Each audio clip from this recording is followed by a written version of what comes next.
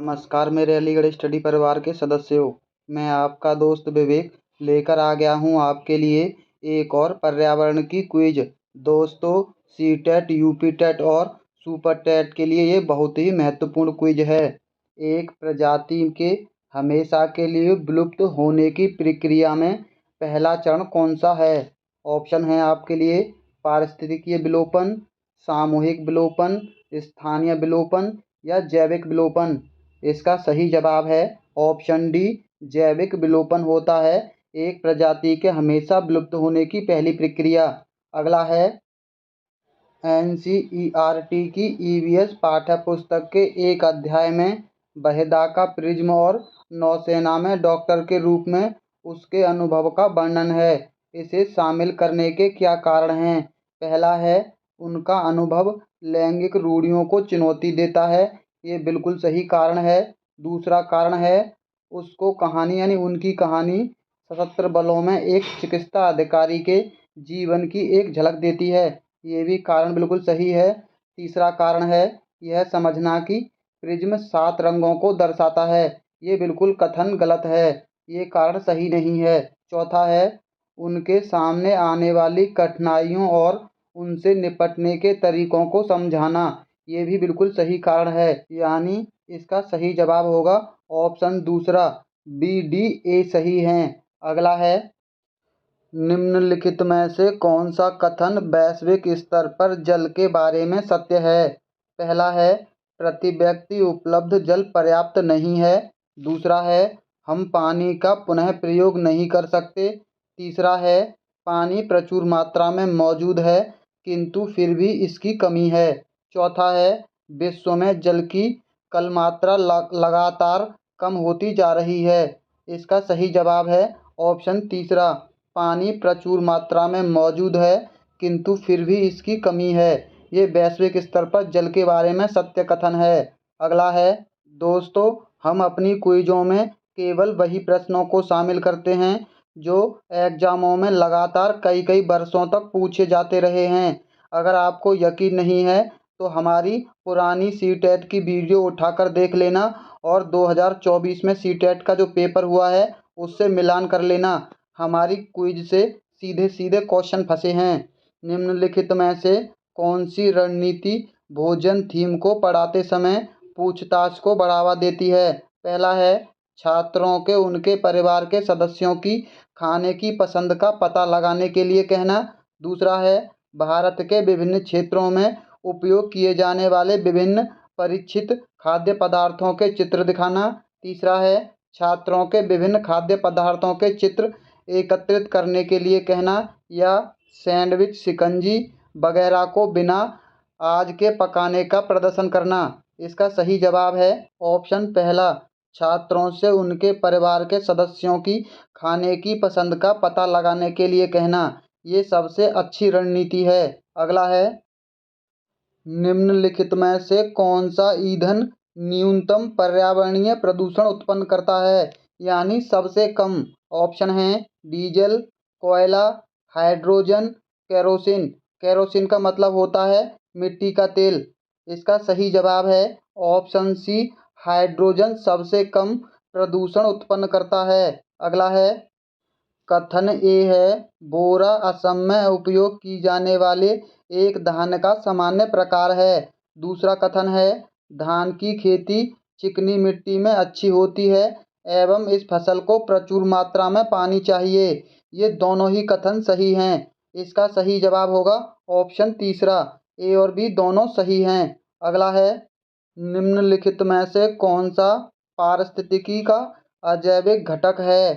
पहला ऑप्शन है पौधे, बी ऑप्शन है कवक, सी है ह्यूमनस, डी है बैक्टीरिया।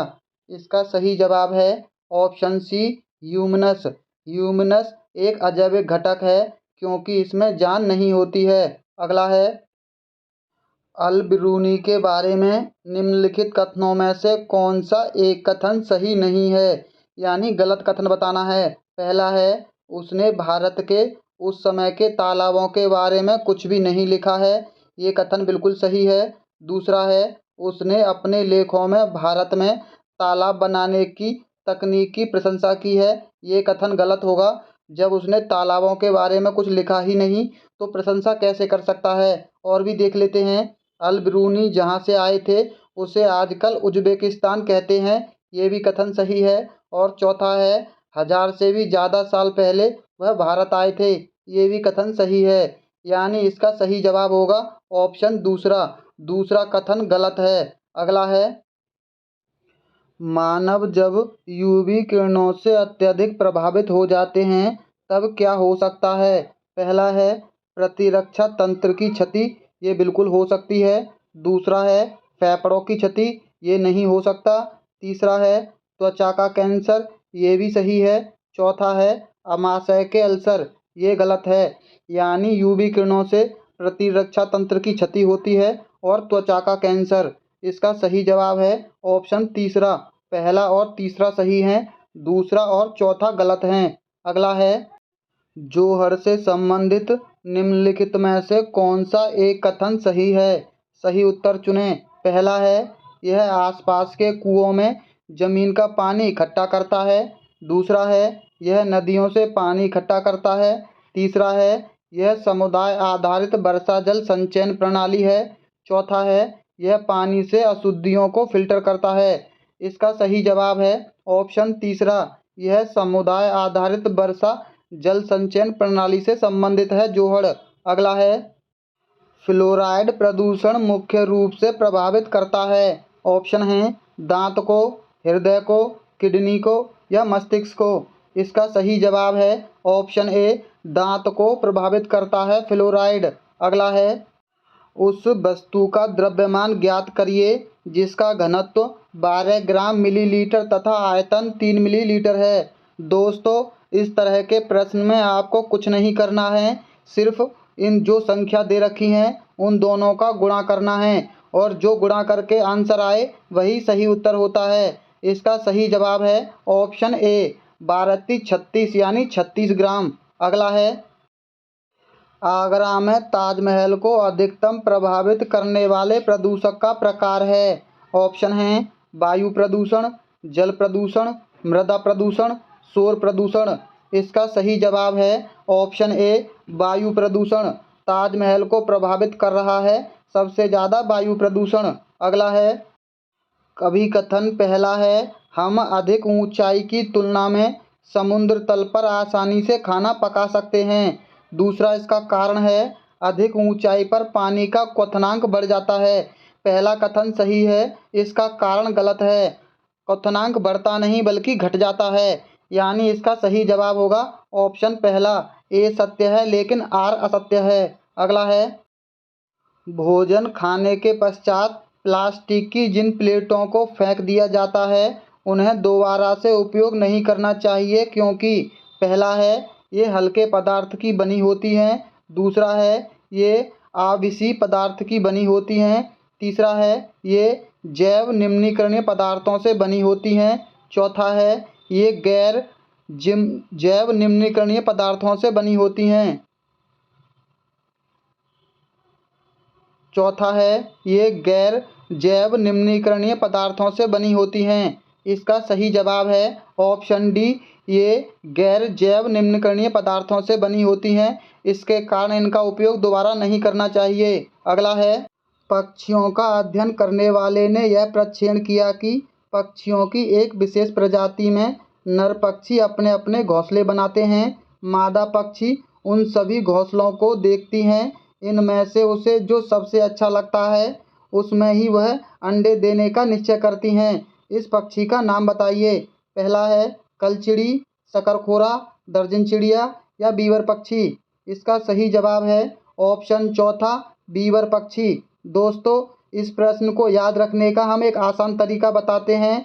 इसमें जो चिड़िया है वह स्वयंवर रचा रही है, यानी उसको अपने बर का चुनाव करना है और वो जो बर का चुनाव करती है तो बीवर पक्षी होती है। अगला है, विश्व का सबसे तेजी के साथ घटता जा रहा प्राकृतिक संसाधन कौन सा है। ऑप्शन हैं जल, वन, पवन या सूर्य का प्रकाश। इसका सही जवाब है ऑप्शन बी, वन विश्व का सबसे तेजी से घटने वाला प्राकृतिक संसाधन है। अगला है, अभिकथन है थीम परिवार और मित्र ईवीएस में एक प्रमुख थीम है और पौधों और जानवरों को परिवार और मित्र के उपथीम के रूप में प्रस्तुत किया जाता है। ये कथन बिल्कुल सही है। इसका कारण है थीम के द्वारा मनुष्य और जीवन के अन्य रूपों की अन्योन्याश्रितता पर प्रकाश डाला गया है। ये भी कथन बिल्कुल सही है और कारण भी सही है, यानी इसका सही जवाब होगा ऑप्शन तीसरा। इसका दोनों चीज़ सही है और व्याख्या भी सही करता है। अगला है, पर्यावरण अध्ययन में शैक्षणिक भ्रमण का मूल उद्देश्य क्या है? ऑप्शन है बच्चों की ऊर्जा को विकसित करना, छात्रों के लिए प्रत्यक्ष अनुभव कराना, समाजीकरण को बढ़ावा देना या टीम भावना बढ़ाना। इसका सही जवाब है ऑप्शन बी, छात्रों के लिए प्रत्यक्ष अनुभव कराना। अगला है, प्रत्येक परिवार में सदस्यों की संख्या और पानी की अनुमानित मात्रा की खपत का पता लगाने के लिए छात्र अपने घर और पड़ोस में एक सर्वेक्षण करते हैं। इस गतिविधि के माध्यम से कौन से कौशल और प्रक्रियाएं विकसित की जाती हैं? ऑप्शन है परिकल्पना, परिणाम निकालना और अभिव्यक्ति। दूसरा है अनुमान, प्रयोग और अवलोकन। तीसरा है प्रश्न पूछना, प्रयोग करना, पर्यावरण के प्रति संवेदनशीलता। और चौथा है पूछताछ, परिणाम निकालना और अभिव्यक्ति। इसका सही जवाब है ऑप्शन चौथा, पूछताछ, परिणाम निकालना और अभिव्यक्ति। अगला है, दोपहर के भोजन अवकाश के बाद पर्यावरण अध्ययन पढ़ाते समय आप यह पाते हैं कि बच्चे पाठ में रुचि नहीं ले रहे हैं। आप क्या करेंगे? पहला है, पाठ को रोचक बनाने के लिए बहुआयामी बुद्धि पर आधारित दृश्य श्रव्य सामग्रियों का उपयोग करेंगे। दूसरा है, प्रकरण को तुरंत बदल देंगे। तीसरा है, बच्चों को बाहर मैदान में खेलने के लिए ले जाएंगे या बच्चों से कहेंगे कि वे डेस्क पर सिर रखकर आराम करें। इसका सही जवाब है ऑप्शन पहला, पाठ को रोचक बनाने के लिए बहुआयामी बुद्धि पर आधारित दृश्य श्रव्य सामग्रियों का उपयोग करेंगे। अगला है, हरियाणा के सीमांतवर्ती राज्य हैं। पहला है हिमाचल प्रदेश, पंजाब और बिहार। दूसरा है बिहार, पंजाब और उत्तर प्रदेश। तीसरा है हिमाचल प्रदेश, राजस्थान और उत्तर प्रदेश। चौथा है उत्तर प्रदेश, उत्तराखंड और मध्य प्रदेश। इसका सही जवाब है ऑप्शन सी, हिमाचल प्रदेश, राजस्थान और उत्तर प्रदेश। ये तीनों राज्य हरियाणा के साथ सीमा साझा करते हैं। अगला है, एनसीईआरटी की पाठ्य पुस्तकों में पर्यावरण अध्ययन को उच्च प्राथमिकता और स्थान दिया गया है। पहला ऑप्शन है विषय की आधारभूत संकल्पनाओं की व्याख्या करने के लिए। दूसरा है चिंतन और विस्मय के लिए शिक्षार्थियों को अवसर उपलब्ध कराने के लिए। तीसरा है तकनीकी शब्दावली की सटीक परिभाषाएं उपलब्ध कराने के लिए। चौथा है अधिक संख्या में अभ्यास प्रश्नों को शामिल करने के लिए। इसका सही जवाब है ऑप्शन बी, चिंतन और विस्मय के लिए शिक्षार्थियों को अवसर उपलब्ध कराने के लिए शामिल किया गया है। अगला है, एक ईवीएस शिक्षिका अपने छात्रों से सोचने और जवाब देने के लिए कहती है कि हम सर्दियों के दौरान ऊनी कपड़ों में क्यों सहज महसूस करते हैं। इस तरह का प्रश्न है। पहला है काल्पनिक प्रश्न, तथ्यात्मक प्रश्न, अभिसारी प्रश्न या विश्लेषणात्मक प्रश्न। इसका सही जवाब है ऑप्शन ए, काल्पनिक प्रश्न है। अगला है, आंचल अपनी कक्षा 5 में पर्यावरण अध्ययन की कक्षा में अक्सर गहन जांच पड़ताल वाले और कल्पनापरक प्रश्न पूछती है। उसके द्वारा इस प्रकार करने का उद्देश्य किस में सुधार करना है? पहला है अवलोकन कौशलों में सुधार करना, संवेगात्मक कौशलों में सुधार करना, चिंतन कौशलों में सुधार करना या बोलने संबंधी कौशलों में सुधार करना।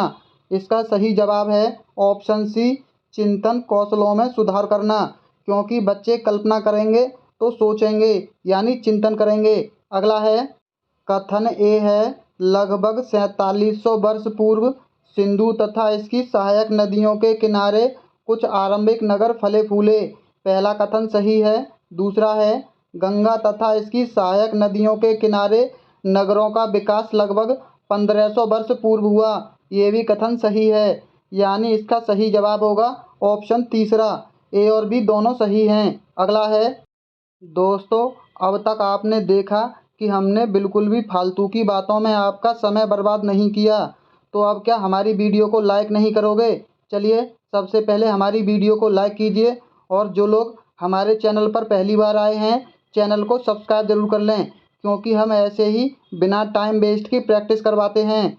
एक शिक्षक प्रत्येक बच्चे को अपने घरों की रद्दी सामग्री से कुछ उपयोगी वस्तु बनाने को कहता है। शिक्षक का शैक्षिक अभिप्राय नहीं है। पहला है कक्षा के श्रेष्ठ विद्यार्थियों के बारे में निर्णय करना।